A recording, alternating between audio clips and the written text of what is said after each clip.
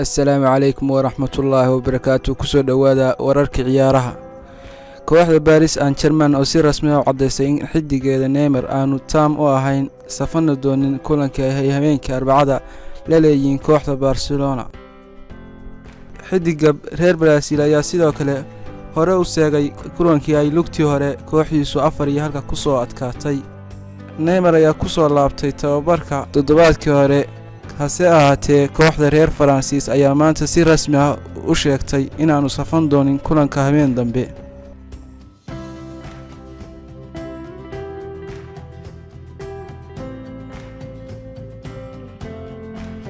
dhanka kale tababaraha kooxda Liverpool Jurgen Klopp ayaa ku adkaystay inaanu ka tagin kooxdiisa isagoo iska fogeeyay inuu bedeli doono tababaraha xulka Jarmalka Joachim Löw.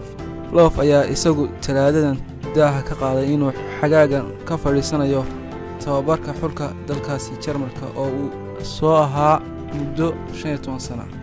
wararkiisa soo tareeyay maalmihii ugu dambeeyay ayaa sheegayay in Klopp uu yahay kan ugu cadcad ee la wareegi doona xilka tababaraha ee Jarmalka.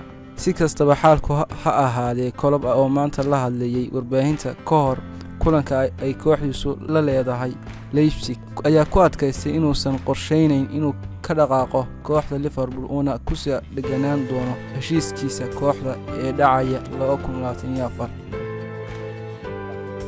haddii aad weydiinaysid inaan diyaar u ahay jagada tababarnimada ee xulka Jarmalka, jawaabteedu waa maya, ayuu Klopp yiri.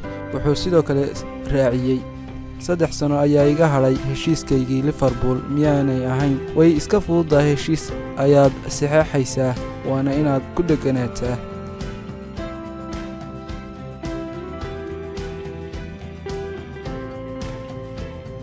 waad mahadsantihiin asxaabta qaaliga ee ku xiran kanaalka Isha Ciyaaraha. fadlan ha ilaawin like, share iyo subscribe ku caawis kanaalkan.